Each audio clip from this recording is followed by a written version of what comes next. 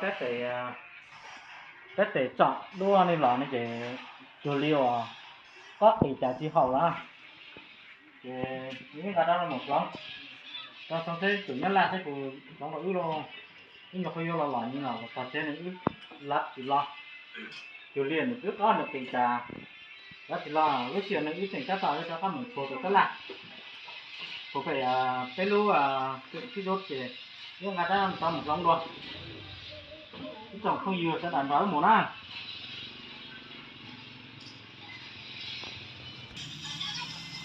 vấn đề dòng chè vấn đề đó nữa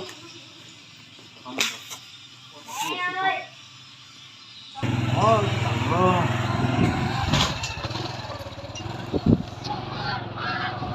mà coi cho phụ quay lại này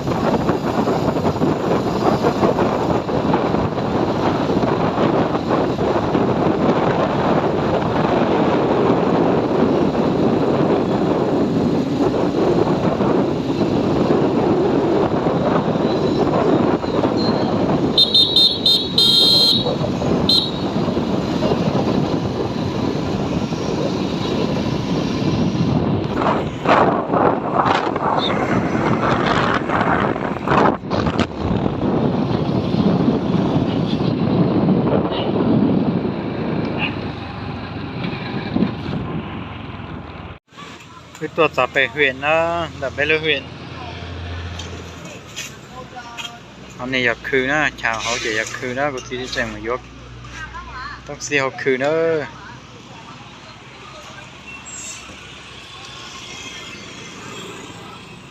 họ chỉ thanh dê thanh chua nó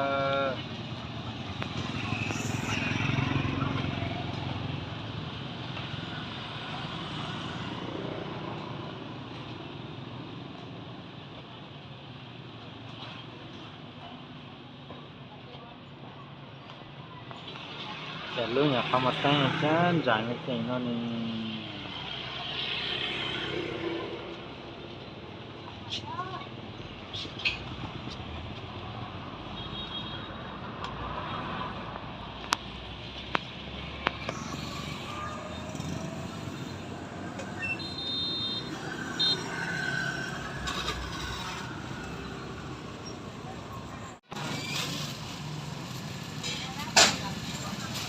เดี๋ยวไปนี่ยังหมดนะเดี๋ยวนี้เขาเที่ยวฮะ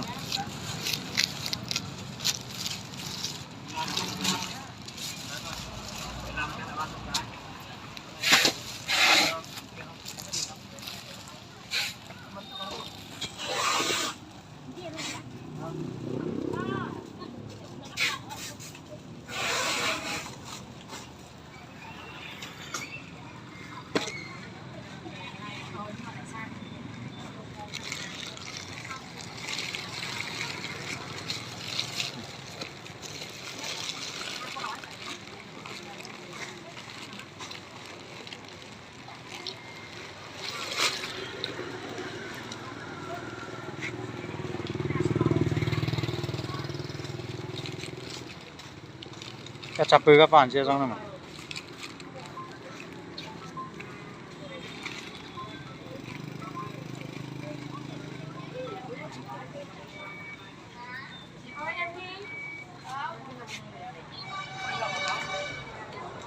Rồi, em quay rồi, chị lấy đi nào, em nhận cái này em với nào. Em gọi cái này em với nhá. Chị chờ bắn ra chưa? Chị đứng đây, đứng đây đi. Có số tài khoản không? Chị có số tài khoản không? Chị có số tài khoản không? Chị có tài khoản không?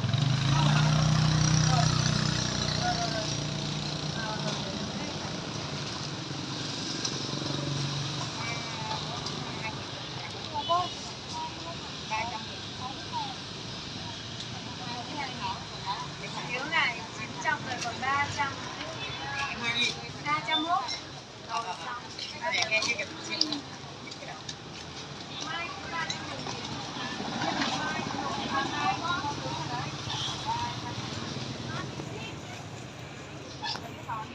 Tức là riêng giờ đấy là phải tiền cân nặng nhá. Mà con được chưa? Rồi cân nặng nó. Xe mà gọi đi nhá. cứ một chế nữa Cà phê ra giống á, cái sò nó. cái tìm một cái chế nữa thì xíu cà phê mà nó cái dê đâu nữa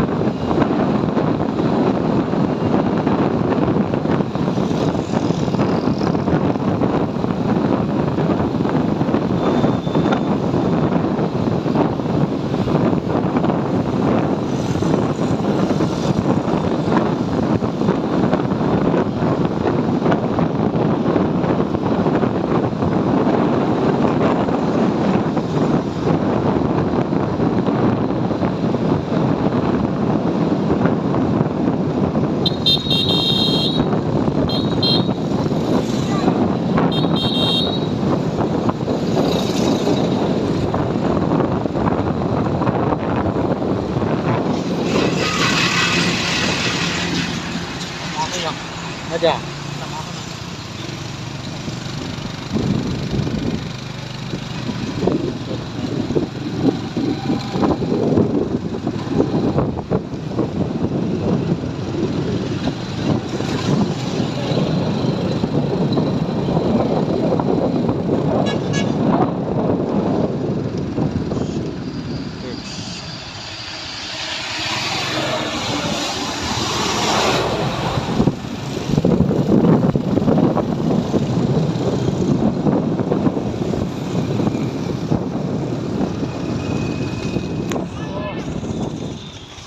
Thôi.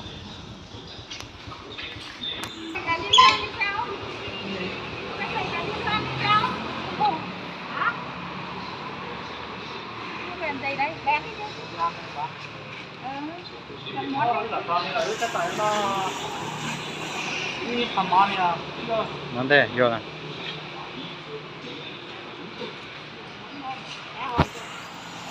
Thì bao nhiêu?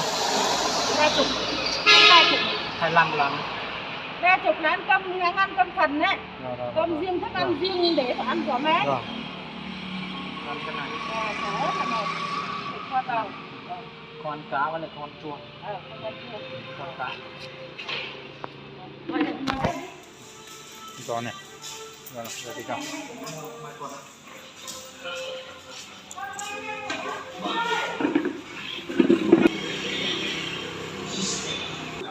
Con trẻ.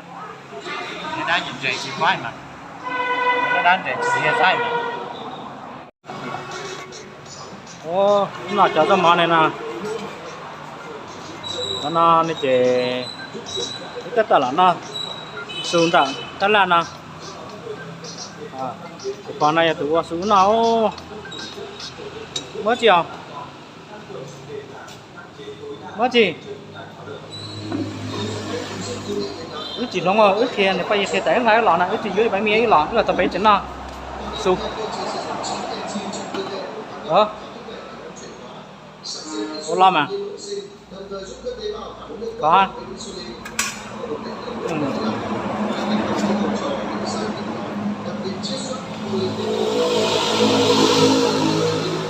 nó cút tụt là tao này nó cho cái món nào nè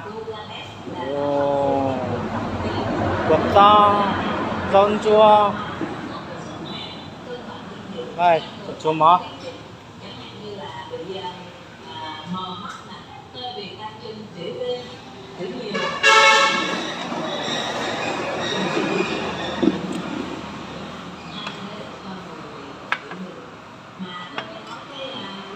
còn đang cầm mỏ lẩu ở nó luôn mỏ một con chư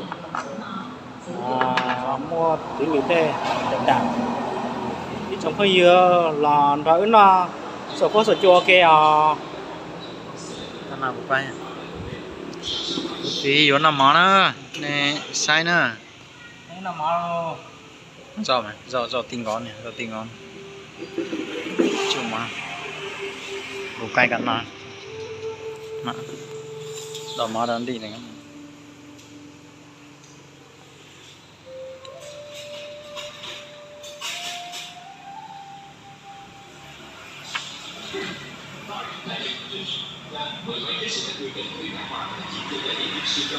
Đó, đi qua. Nào là cái nào này.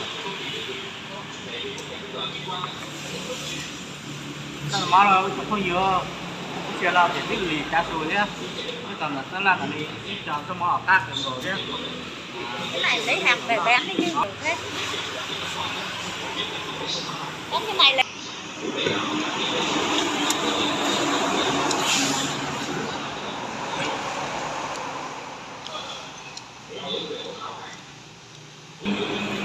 Nó chọt tẻ đó, họ đe vô một chế nó, vô xuống nhiệt đâu.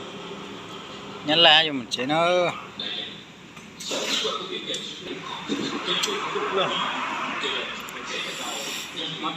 Thì đánh nhiệt vào tí.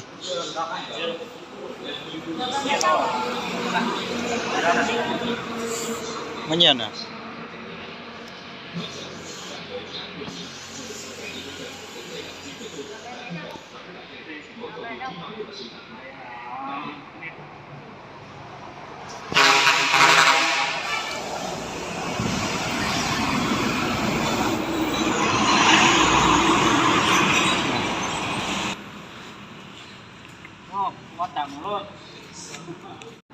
chế rồi đó. Ô, chặt chế là một chế luôn.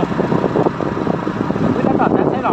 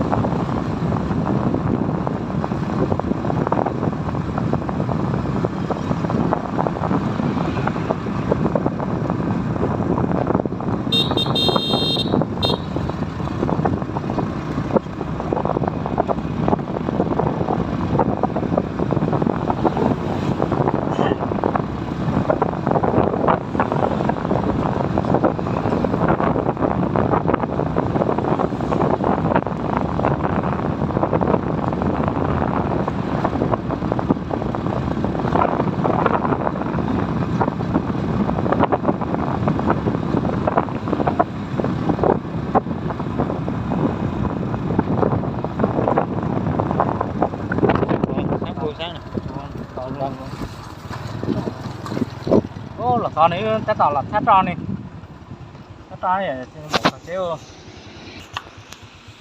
cả sang lên đó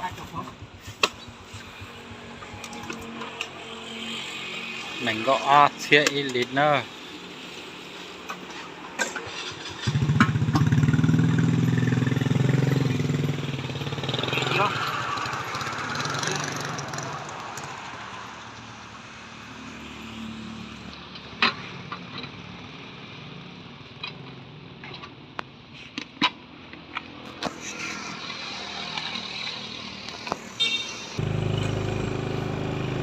có chặt rồiแต่làm chế nó